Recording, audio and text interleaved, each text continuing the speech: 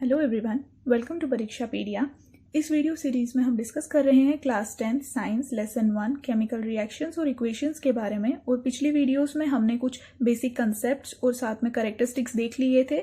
तो अगर आपने वो नहीं देखा है तो मैं लिंक में नीचे डिस्क्रिप्शन में दे दूंगी। तो इस वीडियो में हम डिस्कस करने वाले हैं केमिकल इक्वेशन और balancing of a chemical equation के बारे में। तो चलिए शुरू करते हैं।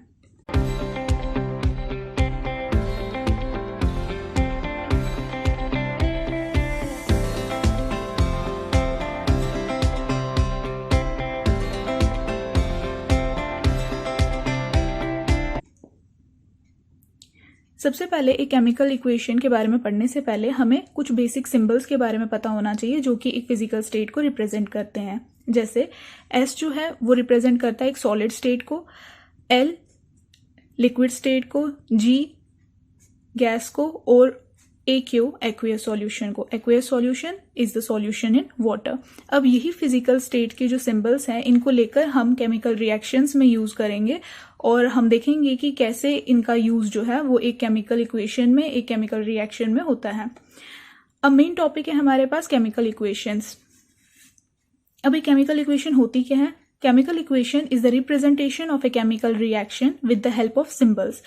अब एक केमिकल रिएक्शन को हम किस तरीके से रिप्रेजेंट करते हैं इन सिंबल्स के थ्रू, जो हमने ये ऊपर सिंबल्स देखे, इन सिंबल्स के थ्रू हम एक केमिकल रिएक्शन को कैसे रिप्रेजेंट करेंगे उसे ही हम एक केमिकल इक्वेशन बोलते हैं।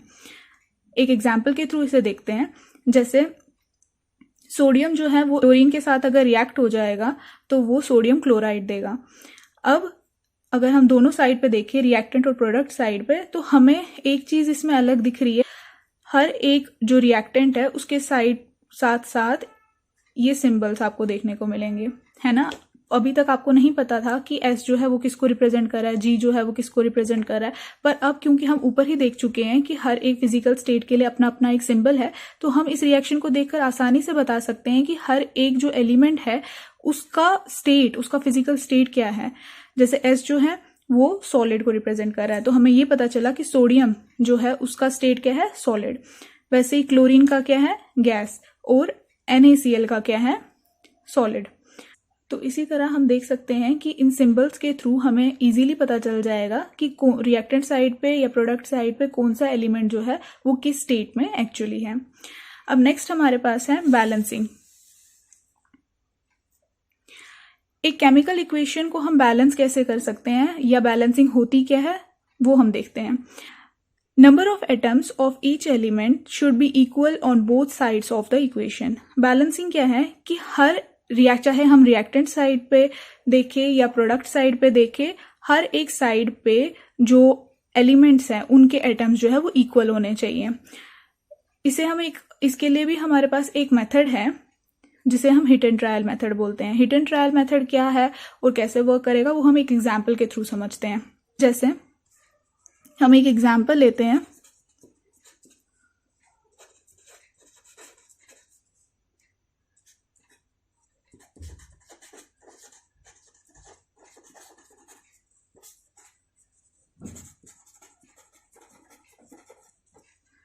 नाइट्रोजन जब रिएक्ट करेगी हाइड्रोजन के साथ वो बनाएगी एमोनिया, ठीक है। ये एक वे है जिससे हम एक केमिकल इक्वेशन को रिप्रेजेंट कर सकते हैं। और अगर हम इसको फॉर्मूला के तरीके से लिखें तो ये nitrogen plus hydrogen gives us ammonia, ठीक है।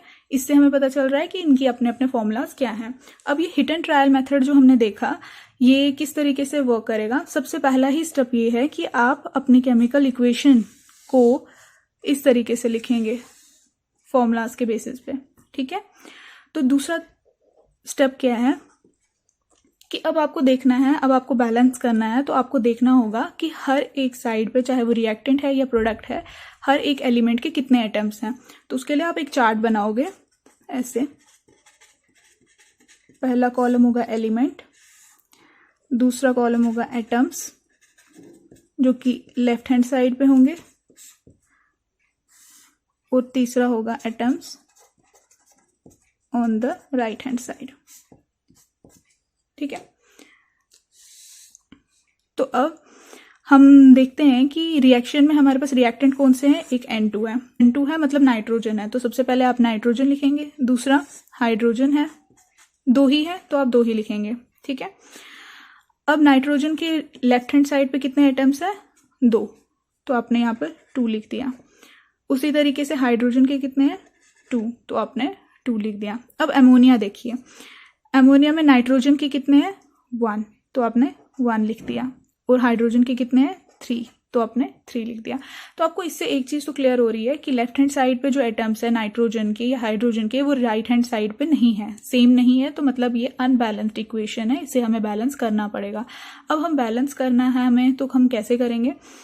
थर्ड स्टेप है कि आप इसको फाइंड आउट करो कि कितने यहाँ पर जो एटम्स है वो मिसिंग है दोनों साइड में। हमारे पास नाइट्रोजन के कितने हैं लेफ्ट हैंड साइड पे? 2, और राइट हैंड साइड पे कितना है? 1, मतलब ये अनबैलेंस्ड है। तो हम इसको क्या करेंगे?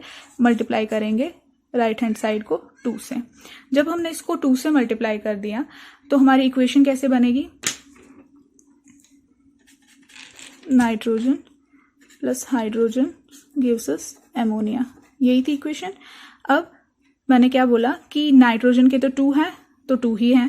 अब यहाँ पर नाइट्रोजन का 1 है, बैलेंस नहीं है, अनबैलेंस्ड है। तो इन दोनों को इक्वल करने के लिए मैंने क्या बोला कि मैं जो रिएक्टेंट साइड पे मेरा एटम है, मैं प्रोडक्ट साइड पे भी वही लाना चाहूंगी, तो मैं इसको 2 से मल्टीप्लाई करूंगी। जब मैंने इसको 2 से मल्टीप्लाई कर दिया तो अब मेरे पास रिएक्टेंट साइड पे कितने हैं? 2 है ना, और प्रोडक्ट साइड पे कितने हैं नाइट्रोजन के लिए?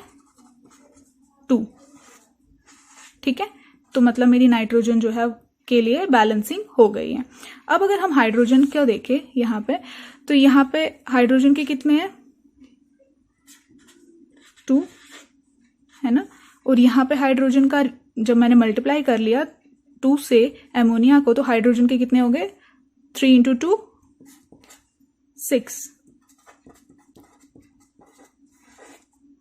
ये हाइड्रोजन के लिए, ठीक है।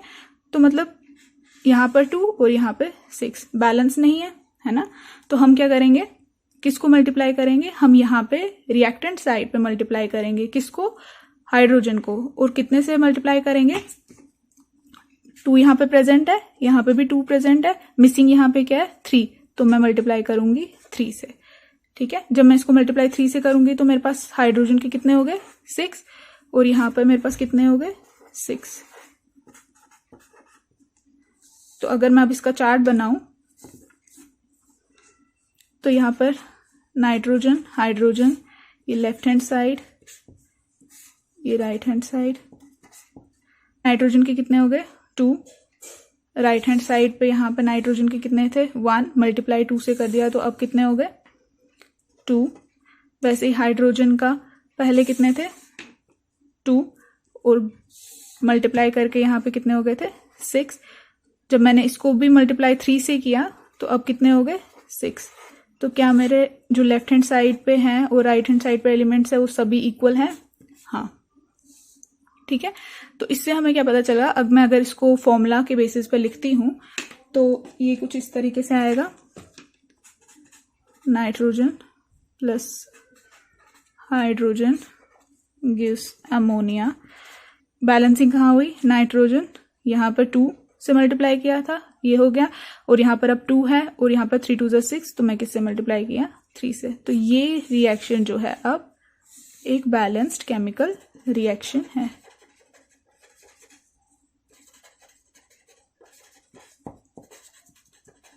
ठीक है, तो इससे हमें पता चला कि बैलेंसिंग हम कैसे कर सकते हैं, हिट एंड ट्रायल मेथड से कैसे कर सकते हैं, ये देख लेते हैं।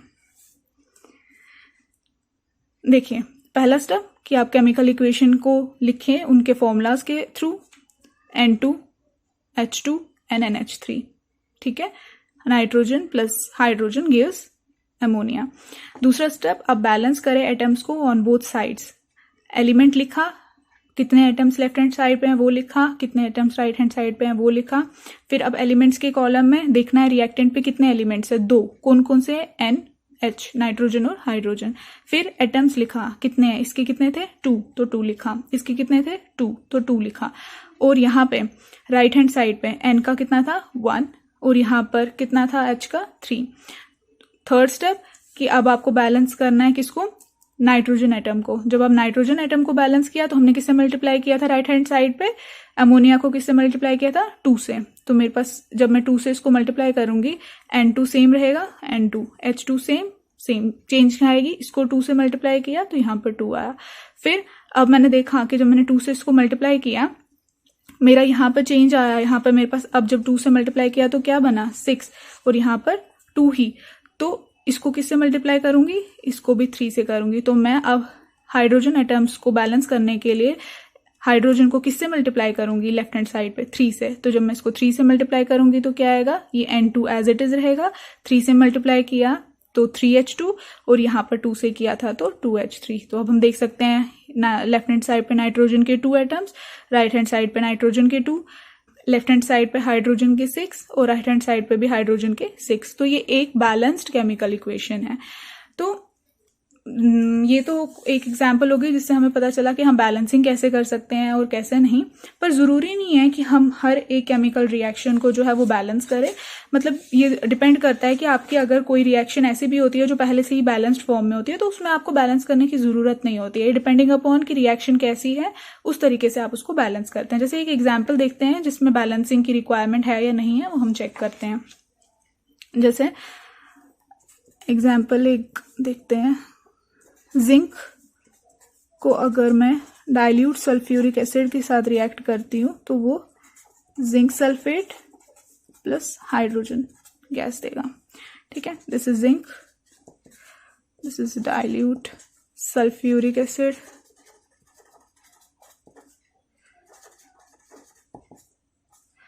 This is zinc sulphate, this is hydrogen. ठीक है, अब देखते हैं इसका चार्ट बनाकर। पहला स्टेप क्या था, आपने रिएक्शन को लिख दिया उसके फॉर्मूलाज के बेस पे। दूसरा स्टेप क्या था, आप वही चार्ट बनाएंगे, element, then left hand side atoms, then right hand side atoms. ठीक है,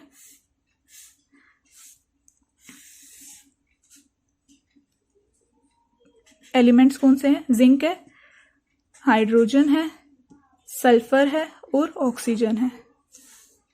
ठीक है, और एटम्स को देखें हम तो यहाँ पे जिंक का कितने हैं 1, तो मैंने जिंक का 1 लिख दिया। हाइड्रोजन के कितने हैं 2, तो मैंने 2 लिख दिया। सल्फर का कितना है 1, तो मैंने 1 लिख दिया। और ऑक्सीजन का कितने हैं 4, तो मैंने 4 लिख दिया। ठीक है, उसी तरीके से राइट हैंड साइड पे जिंक का कितना है 1, तो मैंने 1 लिखा। हाइड्रोजन का कितना है 2, तो मैंने 2 लिख दिया। सल्फर का कितना है 1, तो मैंने 1 लिख दिया।